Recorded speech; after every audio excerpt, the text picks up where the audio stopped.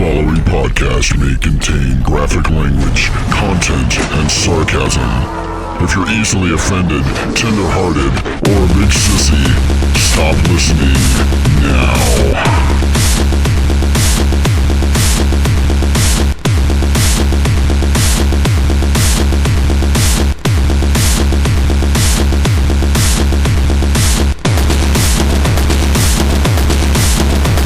On today's show, meet your hosts, weird thrift store finds, dead girls in concrete, and so much more.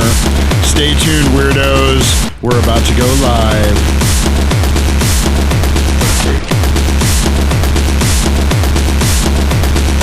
Broadcasting from an abandoned missile silo in the shadowy recesses of the outlands of the Arizona desert, they've created a haven where their tortured souls fester in all the intense heat and weirdness that the post-apocalyptic wasteland has to offer.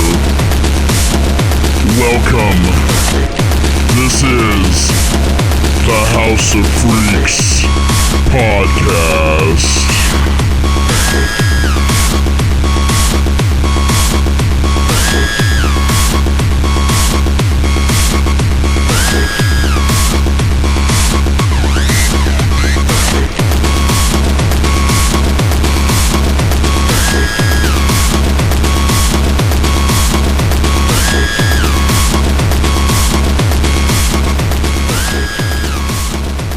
Welcome, freaks, weirdos, geeks, nerds, night dwellers.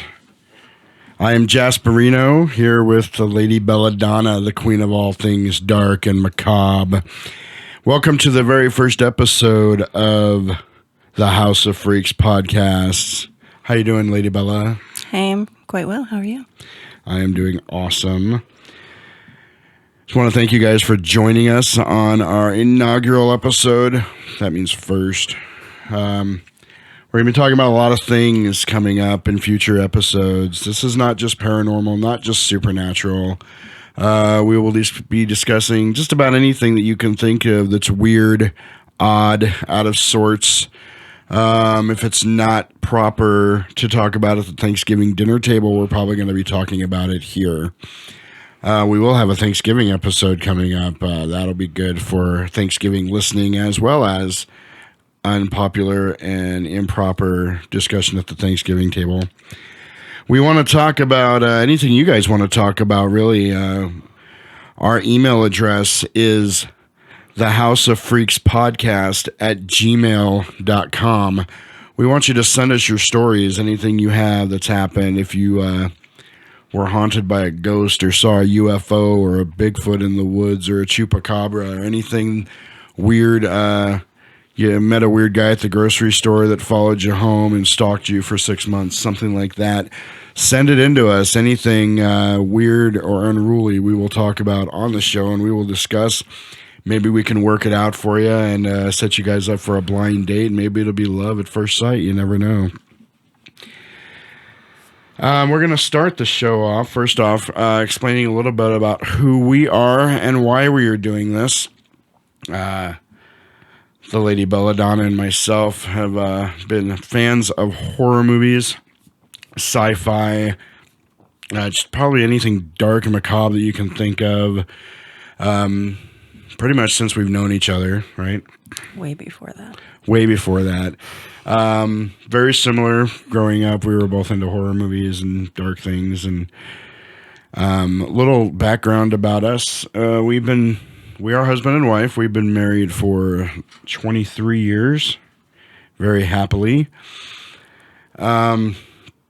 Started out our journey as we were dating in high school, and this is very close to my heart, renting horror VHS movies at the local mom and pop video store, taking them home and watching them on a old pop-up VCR top loader At Patty's house. at our friend Patty's house. Yeah, we spent many an afternoon there getting our horror education and getting our trivia straight with just about every bad and good horror movie that you could think of. Myself, I will give the mic over to the Lady Belladonna here in a second. A little background about myself. I grew up on Universal Monsters since the time that I can remember. I remember being 4 or 5 years old, and every Saturday I was glued to the TV. I would get up early to watch cartoons, and then at 11:30 on Channel 5 in the Phoenix area of Arizona, they played The World Beyond, where they would show just about any B-movie, monster movie they could get their hands on. One of the first movies that I remember watching on there was The Incredible Melting Man, which I just picked up on Blu-ray, surprisingly. I'm looking forward to watching it again because I probably have not seen that movie since I was about 8 years old. I just picked that up on Blu-ray when we were in LA a couple of weeks ago at Amoeba, which was really cool.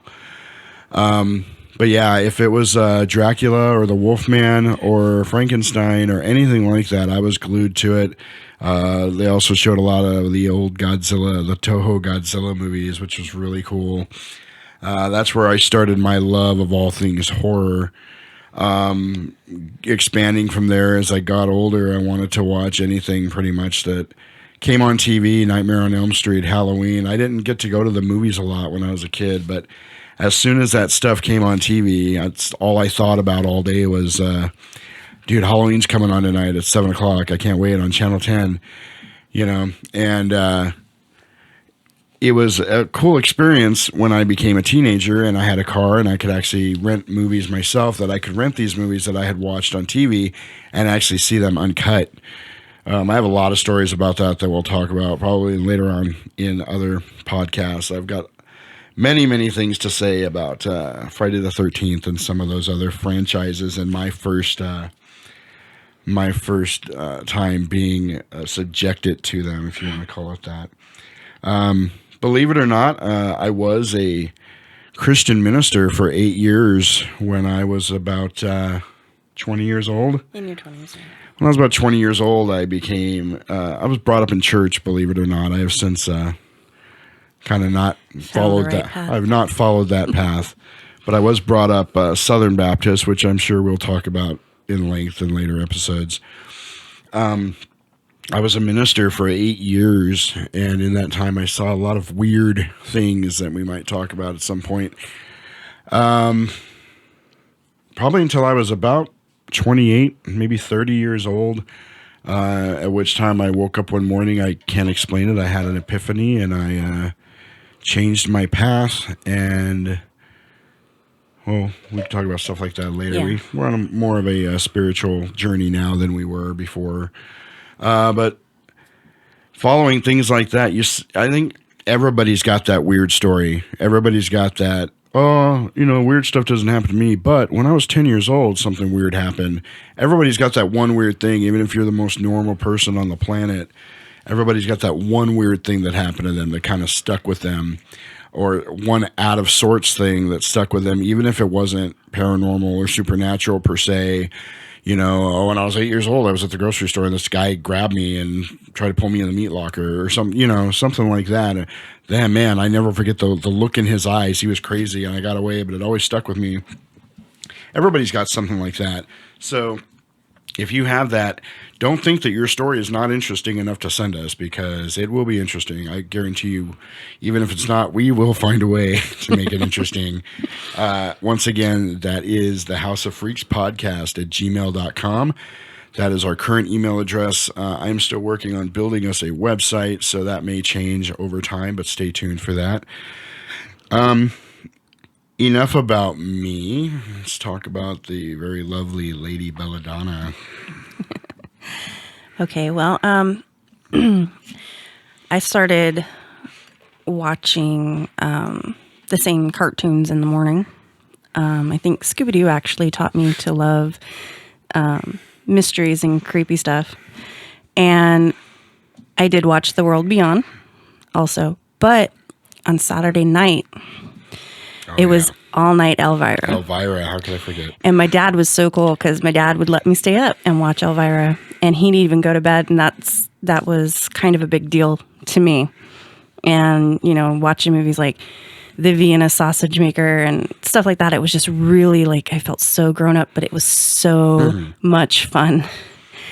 And they seem spookier when you were a kid. They didn't seem as campy when you were a kid. Yeah, exactly. when you're a kid, everything seems so much, it's so much more real. Yep. And I just remember thinking, God, Elvira is like the coolest chick ever. And I did for a while wanted to grow up to be Elvira, or at least like her. That's awesome. But yeah, I appreciated Elvira a little more as I got older, I think. yeah, I think we all did.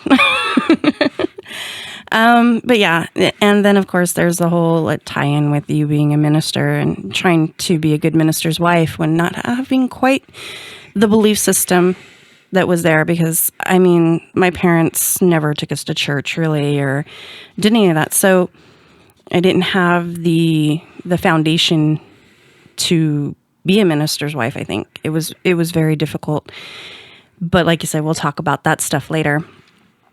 We could do an entire show on that. Yeah, we could.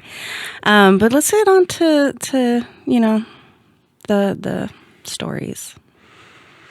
All right. So, being good hosts and good role models and good examples, we are going to start out with a couple of our own stories from our lives that have happened.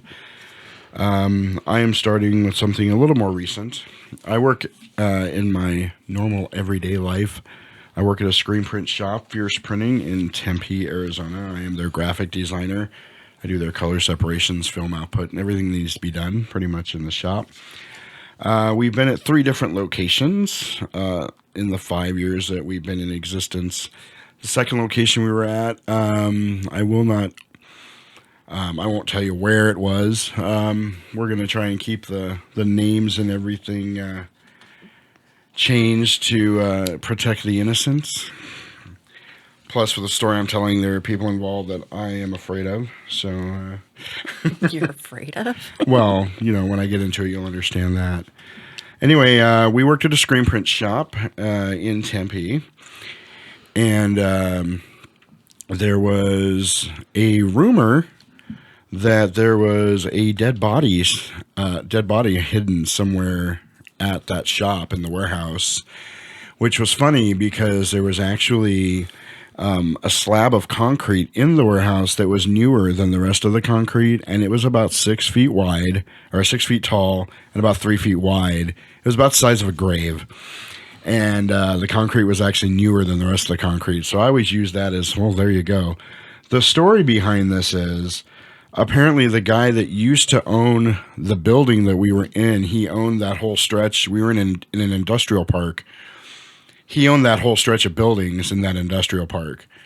And for a little while, he had an RV, and he had pulled it into the warehouse that we were doing our screen printing out of. And he was actually living in there.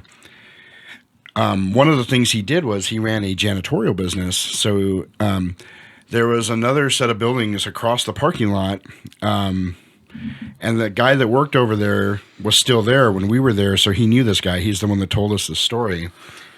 Apparently, the guy owned a janitorial business, and one day he was telling him, yeah, I got all these chemicals and stuff. If I ever needed to get rid of a body, it'd be real easy. And the other guy just kind of laughed it off like, yeah, wow, yeah. It's a weird thing to say. Well, the guy had a girlfriend that would come stay with him, and she drove a nice car. I think he said it was like a BMW or something like that. But she would always park her car in front of the warehouse, and because the guy had the Winnebago or whatever parked inside the warehouse that he was living out of, and she would stay the night with him or do whatever. But the car was always there. And, there was one of the big, industrial roller doors, like on a dock. That's how he got the Winnebago in there. Well, he always kept that cracked open, like 3 feet, to let air in or whatever, I'm assuming, so it didn't get musty in there. Well, the guy was saying one day he hadn't seen the girlfriend's car in like a week or so, and he noticed that the roller door had been shut for like 3 or 4 days. So he was like trying to figure out what was going on. And one day he noticed the door was actually up a little bit again. So he kind of went over and looked under the door. And there was the guy's Winnebago was there. The girl's car had actually been pulled into the warehouse in front of the Winnebago. And it was parked there, and the Winnebago was parked behind it. And there was a bunch of like women's clothes like stacked in front of it. And he thought that was really weird. So after a while, then the car was gone. The girl was gone. There was no, nothing to see at all. And it turned out the guy had been arrested for some other charges that I don't want to go into again because Because If he's you the ever- one you're afraid of. yeah, if he gets out of jail at some Right. point, I don't want him coming after me. So he had gone for some questionable charges that he probably deserved to be in jail for.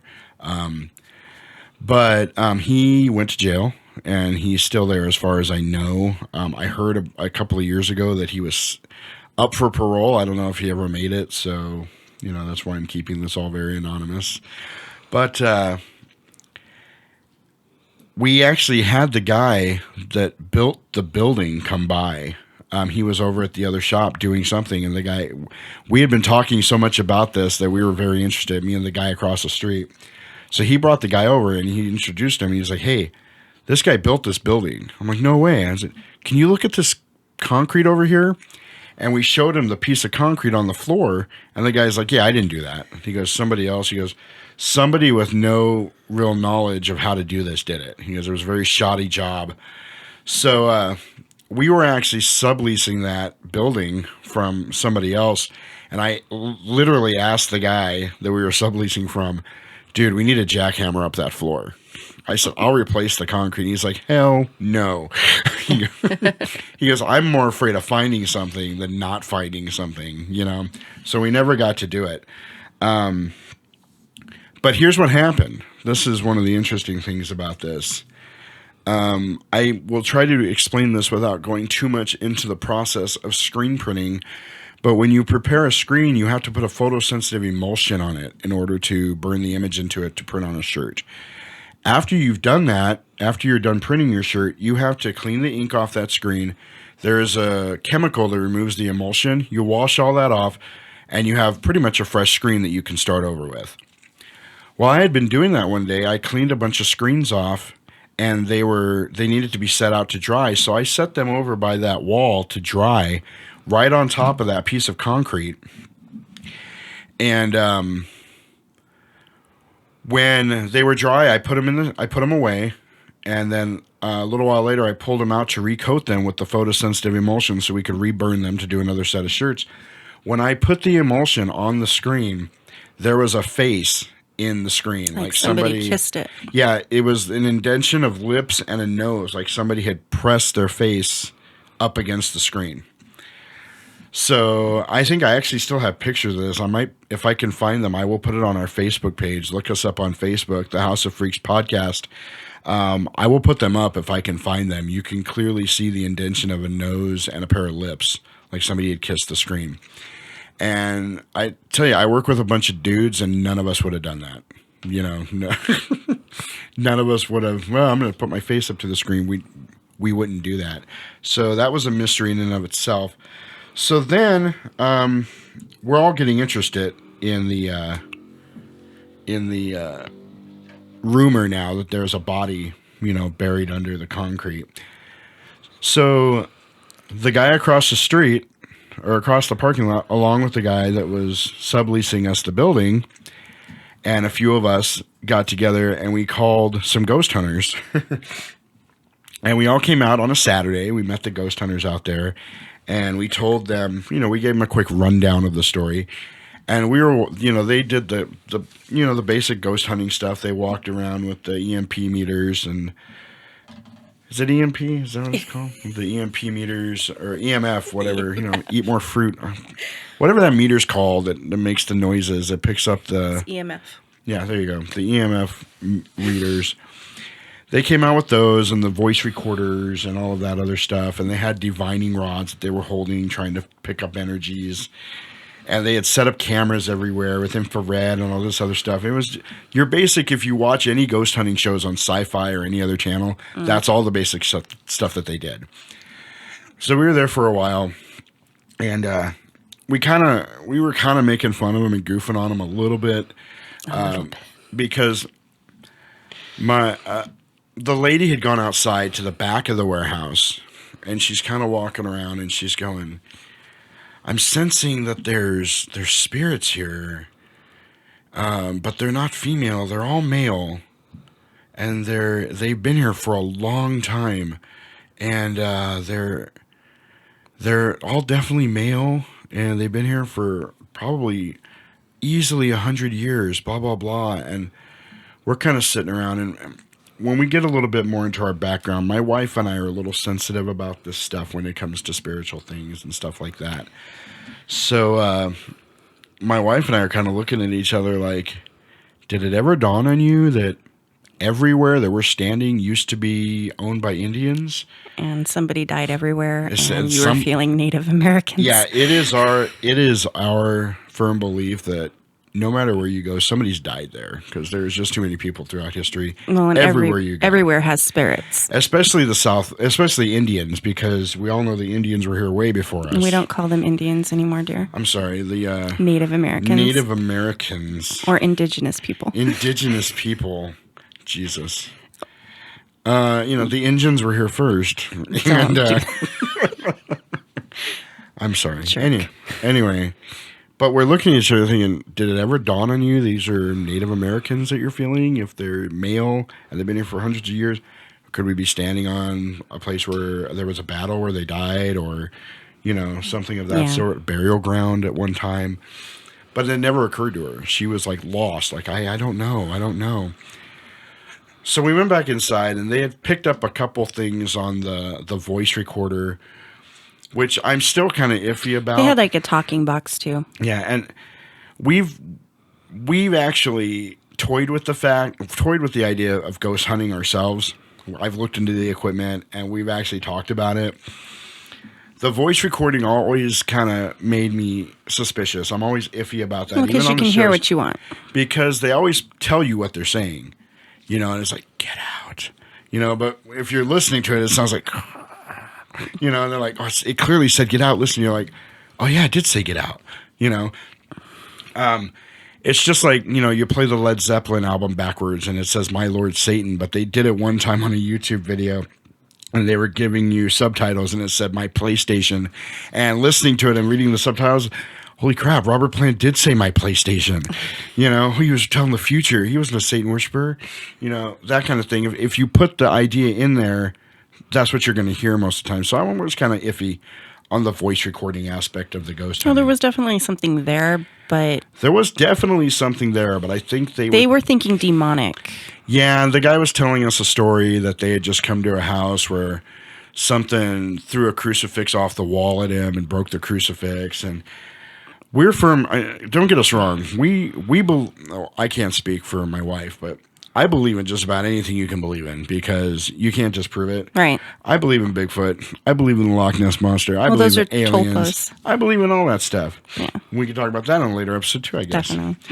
My wife is the technical side of this. I am the superstitious side of this. I believe in anything. But we definitely believe there are demons, there are spirits, there are angels, there are whatever. We definitely don't believe that they're like everybody else thinks. We don't believe in them from a religious standpoint.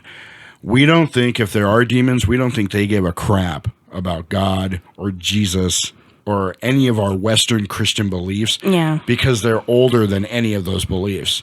We have taken them and fit them into our beliefs to make them bad guys, but they don't give a crap.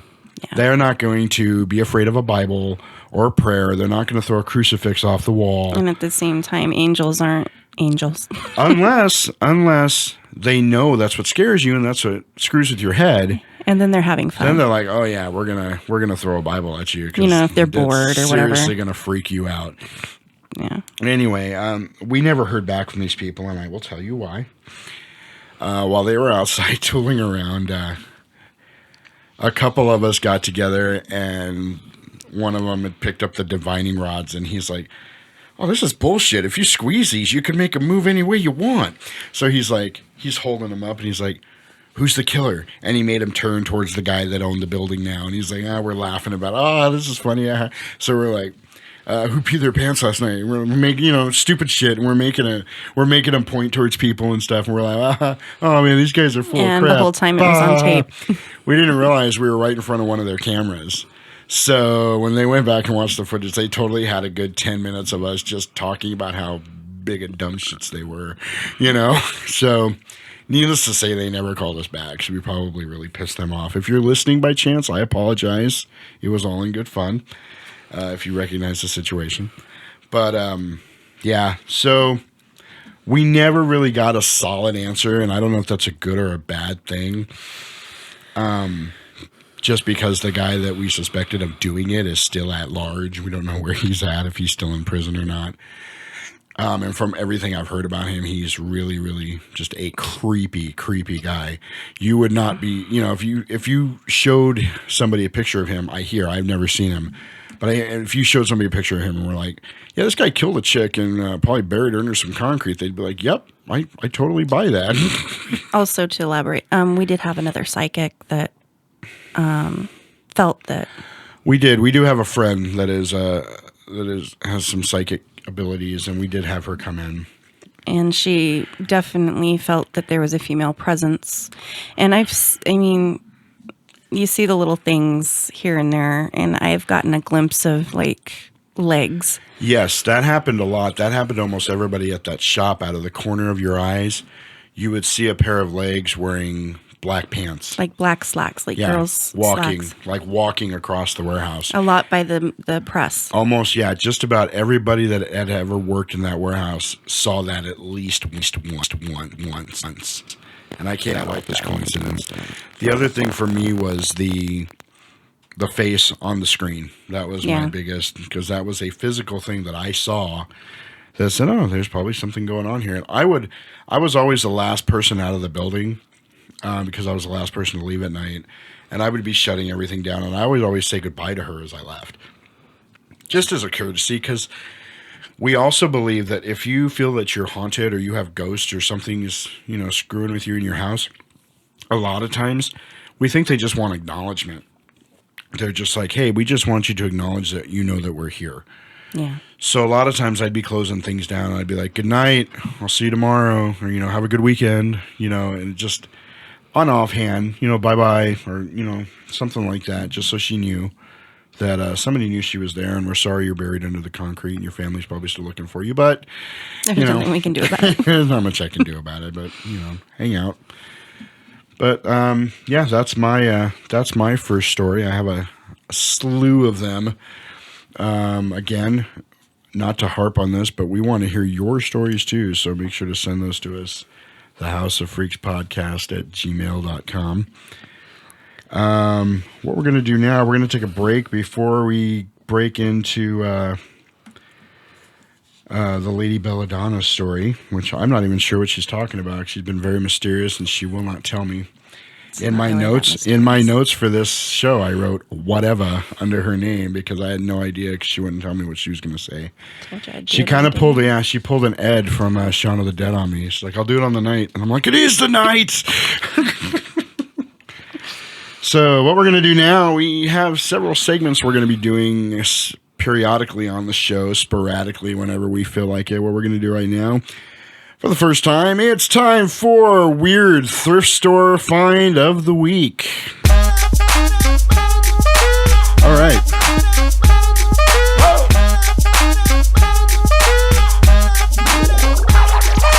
I'm gonna pop some tags, only got $20 in my pocket. So, my first, we'll let you know about this. I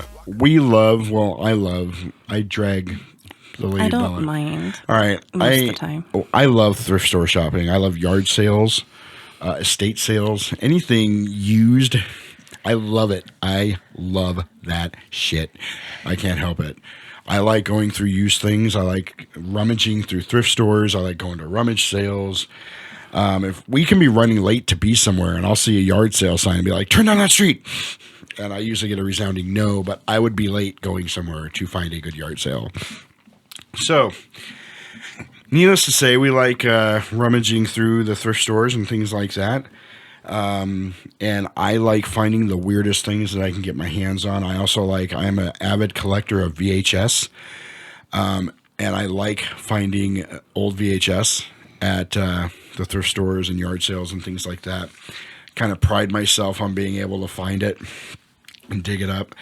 I like vinyl too. I like to find vinyl albums, but unfortunately, the vinyl albums you usually find at the thrift store are not in very good shape. I will tell this story real quick. This is not my weird thrift store find of the week, but a couple of months ago, what were we doing? We were trying to go to IKEA. We were trying to go to IKEA. And- oh, yeah. We were going to IKEA because I wanted to get some cool shelves for my kitchen because I ripped all the cabinets out and I decided I was going to put everything on open shelves and it was going to be a very open look. And we were trying to go to IKEA to buy some of those cool metal shelves that you buy the rods for and then you just get the hook things to hang them up.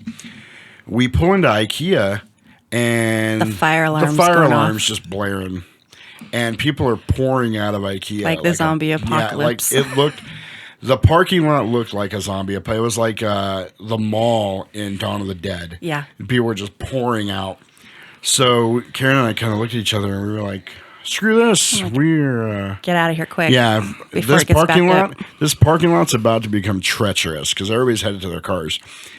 So we got out of there and I think we had dropped one of our kids off somewhere in that area. Dilly. And we had to wait. We had like a good hour or so before she had to get picked up. So we were like, well, we don't want to go home. What are we going to do? So luckily, there was a saw a Goodwill. So I'm like, to the Goodwill. So we went to that Goodwill. That is not what happened. What happened? You were all mad because was? you really wanted to go to IKEA. Oh, yeah, I was pissed. I wanted those And shelves, the only way I could get you to stop, which I still don't have, by the way. the only way I could stop you from pouting was saying, I saw a Goodwill back there. And I was like, da-da-da-da, And then to you were the like, Goodwill. you're like, can we go? And I'm like, I wouldn't have said it. See, that's exactly what happened. I just left out the part where I was pissed off. Well, yeah, but you should be honest. I was honest. Anyway, it turned out to be the best Goodwill day of my life. We got in there, and there were stacks of Ramona records. Quimby books. Ramona Quimby books and record albums, vinyl. I hit the 80s new wave Jackpot. jackpot. I have a picture of this too that I'll put on Facebook. I can't even tell you. I got 2 Talking Head albums in perfect. These albums were in perfect condition, like they had never been played. Some of them, I think the Duran Duran one, still had a fold-out poster inside it. I was inconsolable in a good way. I was so Giddy. freaking happy. 2 Talking Head albums, a Duran Duran, Cyndi Lauper. I got 2 Culture Club. I got 2 George Carlin albums in perfect mint condition. Awesome. Man, I got so much more. I can't even remember. We bought like 20 albums that day, I think. Yeah. They just kept coming. I kept going through the We stacks. spent about $40. Yeah, and and they half were of it like- was on the records. Seriously, these albums were like 69 cents because it was half price Saturday. I lost my shit all the way. I was Facebooking about it before I even got to the car. I was so happy. And we get up to the register and the lady's like, you guys like albums, huh? And I'm like, nope. So anyway, that being said, that will let you know a little bit about my background, our background with thrift stores and anything thrifty or used in general. My weird thrift store find of the week is we took a trip to Tucson about a month ago or so. Just about 2 months ago. Almost 2 months ago. Random trip to Tucson just to kind of look around, hang out for the weekend. Went with a couple of good friends of ours. And of course, we hit the Goodwill. Let's check out the Goodwill in Tucson. Which I was disappointed. That was the one thing we didn't do in LA that I wanted to do. Yeah, I saw one, though. Was hit a thrift store, and we didn't get a chance. There was one right around from where we were staying. Yeah, But we will do it next time we go because I can only imagine the weird stuff you would find in a thrift store in LA.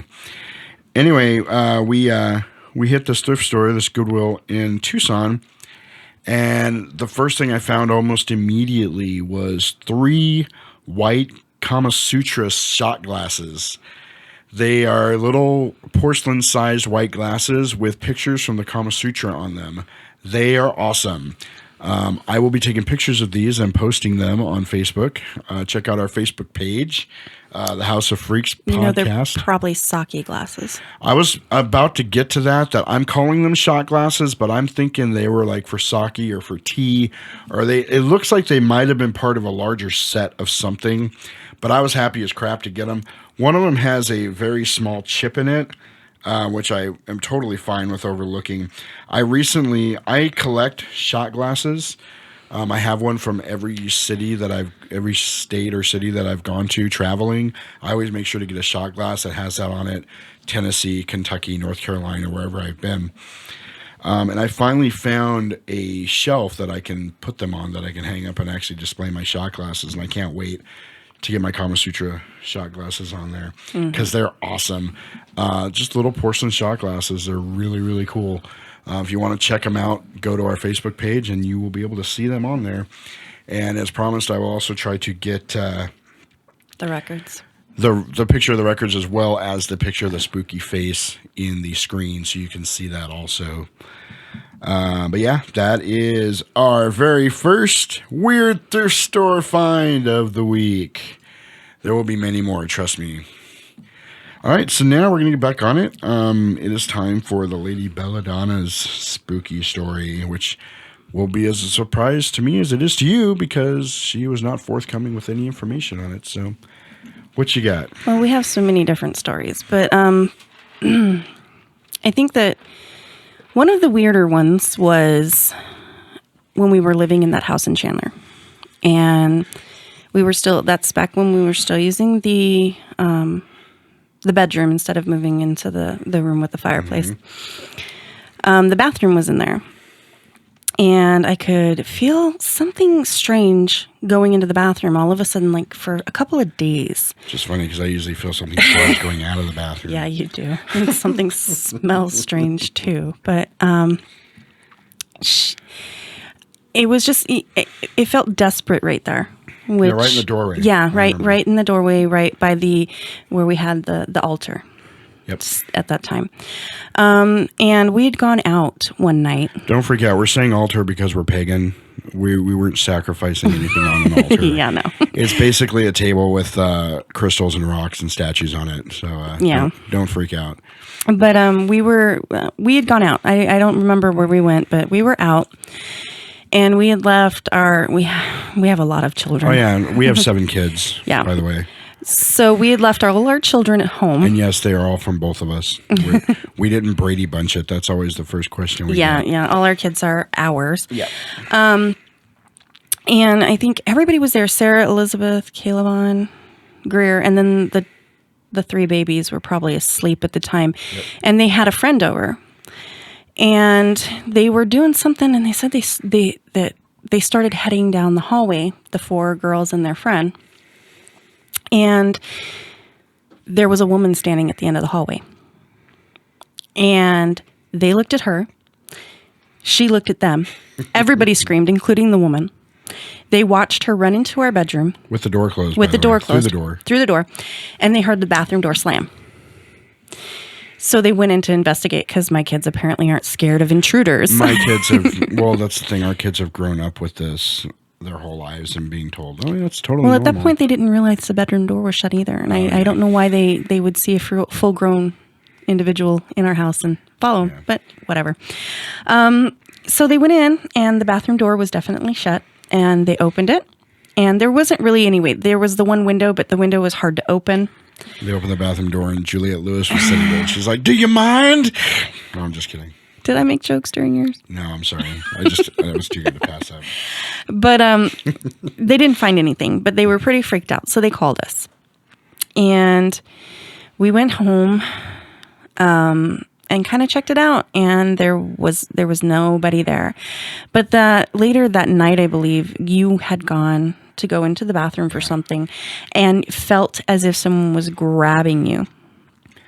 I actually picked up my phone and started randomly snapping pictures in that area to see if I could look back and see anything. Yeah. Because it really was. It was like a desperate, like, grabbing. Like they needed help, but... Yeah, it wasn't a violent thing at all. It was like I I don't even know how to describe it.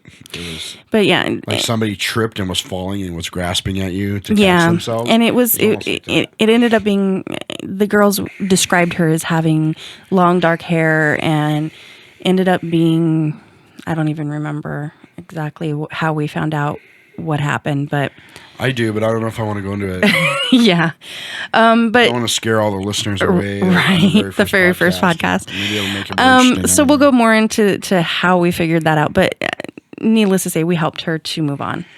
We pretty much found out that there had been an accident down the street a few months prior. It was a fatal car accident, and she was the victim of that accident. And didn't realize she was She gone. didn't know she was dead, which happens a lot with cases where you get spirits walking around houses and stuff like that. They don't know they're dead, and when you tell them they're dead, they either freak out or they don't believe you, or they're not very happy when they find. I mean, you can imagine if you're just minding your own business and somebody And comes they- up to you and goes, "Hey, you're not supposed to be here. You're dead." Well, not only that, but she was in a strange place. She didn't even know where she was. Yeah, she was disoriented. Obviously, she was disoriented because you're in a car accident where you die suddenly. You've been kind of ripped from your body. You have no idea what's going on. She had been just kind of wandering around. And I guess it's a lot to go into to tell you how she found us. And I don't know. We'll have to save that for later. Yeah, you kind of have to put a crazy filter on when you talk to us about this stuff, because a lot of the stuff that we talk about, you're going to be like, you're crazy. And it doesn't necessarily mean we're not crazy or we are crazy. We just have a differing viewpoint on the world around us that we see and the world that we don't see.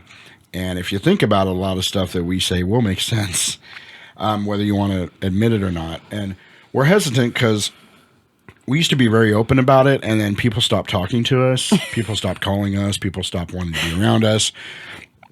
But just because we believe it doesn't mean you have to believe it. I told you earlier, I believe everything there is to believe, because until I get physical proof that it doesn't exist, heck yeah, there's a Bigfoot wandering around in the woods somewhere. Prove to me that there's not. I've got pictures. And my thing is that I do try to find a logical explanation for things before I say, yeah, this was a spirit. We don't jump right into, oh my God, really? We really do our due diligence and, well, let's hang on. Was there a water pipe making noise in the wall? Yeah. But a lot of stuff happened in that house. A lot of stuff happened in that house, and it seems to follow us. We think there are certain people that are more in tune to this stuff than others. And for whatever reason, we have theories on that too, but for whatever reason, and stuff, otherworldly things seem to be attracted to them for that reason. Yeah. And just like we talked earlier with my wife and I kind of finding each other from similar backgrounds, when it comes to like spooky, scary stuff, we grew up a lot in the same way, very, very similar, even though I was more of a lower class kid. She was more of a middle class kid. We grew up liking the same things, watching the same things. We even figured out at one point, we were both in choir in junior high, and they had this big state choir thing where all the school choirs were there. We were at the same event, as part of the same choir, because they only selected a few choir students from each school to take, and they made a big choir out of it. We were both in that same choir, so we've been hanging out together since before we even knew each other. And, we've known each other since we were 13 years old. Yeah. Which is really weird to say, I think, sometimes, considering we're in our 40s now. But I believe everything happens for a reason. Yeah. And that all the way up to this point in time with us doing this podcast together, it's our wealth of things that have happened to us and that we've experienced, that we've seen and that we believe in, along with the things that we like, kind of brought us together and keep us together solidly, I think. So, is that the end of the story for you, or do you want? Yeah, pretty much. Something else.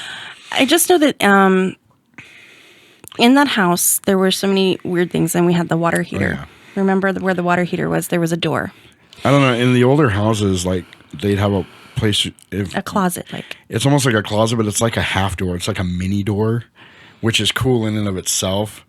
It always seems like, oh man, Narnia. Yeah. And I just remember you, when we moved late in there, and you were like, we should draw goblins on the inside of this.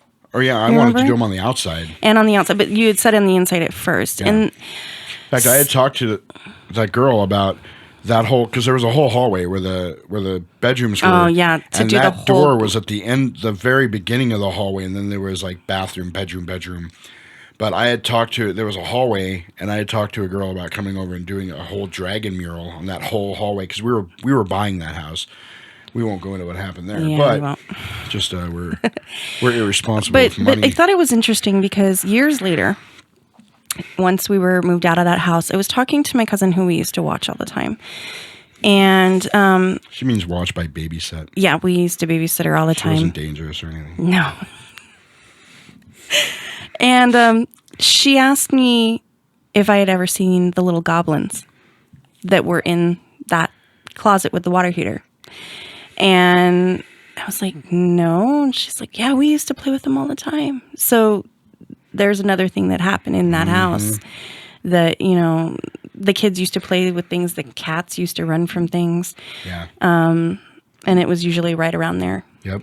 So, you know, weird stuff. We call it the water heater vortex. I guess. Yeah, definitely, because we actually lived in that house twice, which is weird. 3 times. 3 times. We lived in that house 3 times. It was actually owned by Bella's parents, and we lived there when we first got married. Then we moved out, and then we had actually moved back in at some point when we were between apartments or houses for a little while. And then when they moved out, we assumed, well, whatever, the financials, but we took over the house for a little while. And it was actually our house at that point. We were living there by ourselves with our kids. That's when all the creepy stuff really happened. But yeah, there was a lot of creepy stuff in there. I believe there was a tree spirit in the backyard watching Yeah. over one of the trees. That was cool. He liked beer. One of my favorite things to do was to go over And pour beer on I the was tree. usually pretty drunk when I'd do it, but I'd go over and I'd pour beer on the tree, and it seemed to make him very, very happy. So Yeah, and there were several spirits, and we'll go into that. We'll have to do like a whole thing about the here's house a little someday. tidbit to whet your knowledge and to keep you coming back. When I was a minister, I did perform exorcisms, and we will do a show all about that in the future. So stay tuned, because those stories are awesome. Yeah, that's That's all you can lots really of say. Crazy, crazy things. Yeah, but that house was definitely a hot spot for some kind of crazy paranormal activity. Pardon the use of the term. Yeah. Yeah. Anything else on that?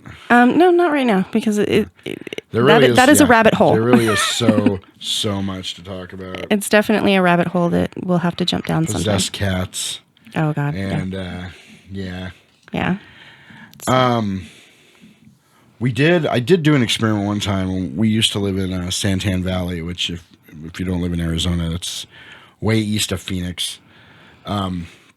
We lived out there, and I actually had been doing a lot of experimental things, and I actually did the thing where you leave the tape recorder playing. But what led up to that? Because see, that's another story that led up to that. What led up to that? I don't even... The banging on the shower. Oh, yeah. I'll tell that part, and I will tell what I did. So I'm watching. I was actually watching a video for school at the computer, and he's taking a shower, and he sees a woman's fist hit the shower, and I heard it. that's right.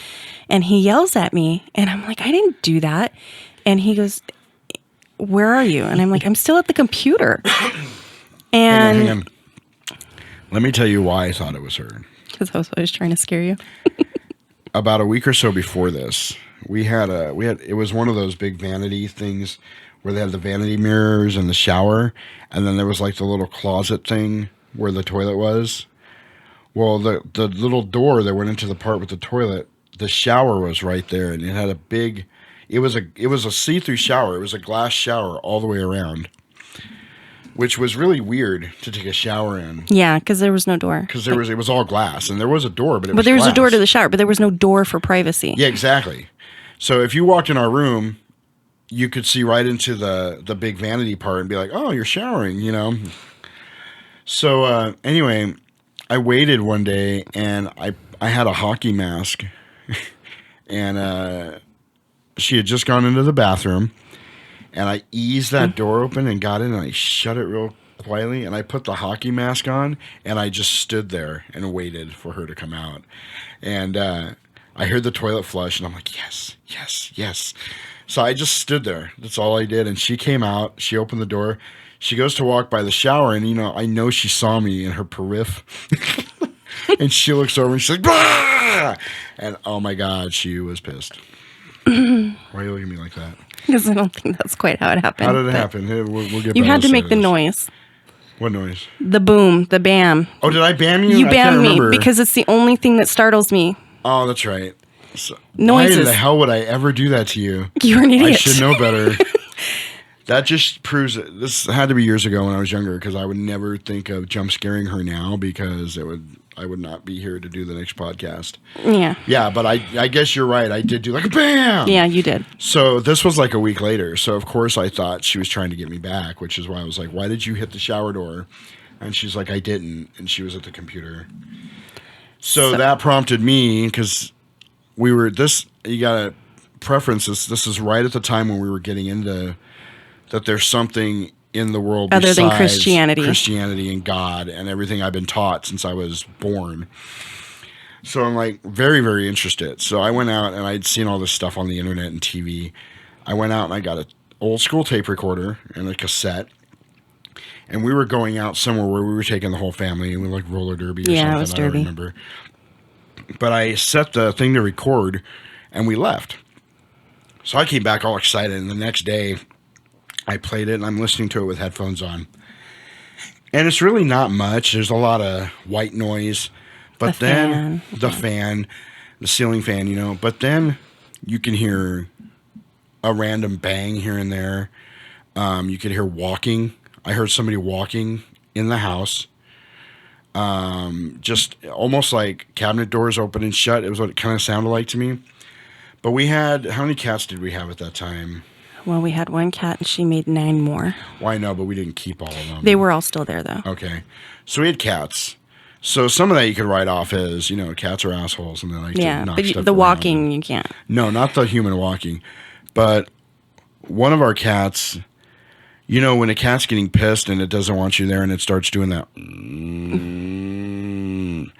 Well, the cat's doing that. I'm listening, and the cat did that for a little while, and then it would do it louder. And then it was just an all-out screech. Like, and it didn't even sound like a cat. No, it sounded like A panther or something. Yeah, those Like a noises big that they cat. make, the monsters make, on the on the movies. That's what that cat was seriously freaked out by something in the house. And then, so I kept that. I will not lie, that sent a chill up my spine. I was like, whoa, So I keep listening, and I can hear something like a.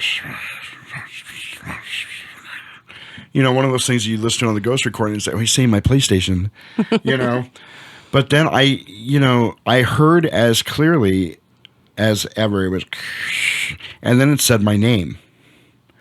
It did not say my first name. It said your middle name. It said my middle name. Which is what your family called Which you. is really weird, because nobody knows. I'm not even going to say it on this, because nobody knows my middle name. I don't like people Except who know your my middle family. name, except my family. And it freaked me out. Really, I was like, whoa. And we played it back, and you heard it. Yeah. No, the And you kids were like, even were like, whoa, why are they saying Daddy's name? Like, Yeah. That's weird. And so, yeah, that happened to us. And man, I wish I still had. I don't know what happened to that cassette. I really wish I still had it. It got eaten Yeah. when you tried to play it for someone. But I will. I'm definitely going to do that again. And it's been all these years, and I keep saying I'm going to do it again, but I'm a bad procrastinator and I haven't. So, but I am definitely going to do that again one of these days, because I'd be very, very interested to see now that we've accepted this kind of stuff. Because at that time we were still kind of on the brink. Was this stuff really real, or are people imagining things? But now that we've actually accepted it and we've dealt with it and we've done things with it. I'm interested to see what would happen now that we've kind of welcomed it and that we're not fighting it anymore. So that's interesting. Also, up and coming, maybe we will do that and play it on the podcast for you guys at a later date. So, what else you got? And that's it. Yeah. like I said, I hate to keep harping on this, but this podcast is kind of dependent on you sending us your awesome stories so that we can share them just like we shared ours. We do have a lot to share to fill in gaps, but we want to hear from you. We want to hear you guys' take on this stuff. We want to hear your stories. Send those stories to the House of Freaks podcast at gmail.com. It doesn't have to be a long story. It doesn't even have to. You can be anonymous, or you can say, I don't care if you say who the story came from. But let us know if you want it to be anonymous, or if you don't care, let us know, because then we will say, hey, John blah, blah, blah sent this all the way coming from Tacoma, Washington. We will share your name if you want. If you want it to be anonymous, let us know. And we will say, we had somebody send this in. They don't want their name said. Mostly because there was ghostly penetration involved. I'm just kidding. If that happened, though, send it, because goddamn, I want to hear about that. Anyway, I think that's pretty much it for our first episode. You got any ending thoughts to send out for everybody? No, just send in those stories, because we are very interested. Send us your stories. We want to know about your life. All right, I will tell you, we appreciate very much you guys hanging with us and being part of our first show. We will have a lot more stuff to talk about. Next week is going to be awesome. It's going to be our favorite show so far out of the two that we're going to do. It's our special Halloween episode. We're going to be talking about all kinds of awesome Halloween goodness. Among those being our best Halloween costume memories, our worst Halloween costume memories. We're also going to talk about our top. We each made a top 10 list of our favorite Halloween specials of all time. So tune in and see if your list matches up with us. Make your own list. I tell you, it was a lot of fun to do. So you'll be surprised what you forgot about when you start looking into it and saying, oh crap, yeah, I forgot all about this. Do some research on Google. That's your homework for next week. Do some research, watch some YouTube videos, and remember your favorite Halloween special memories. That's it. So for on behalf of the Lady Belladonna, the queen of all things dark and macabre, and myself, Jasperino, and our super producer, Adam, we wish you guys a fond farewell and thank you for listening. And remember, if you read the TV guide, you don't need a TV.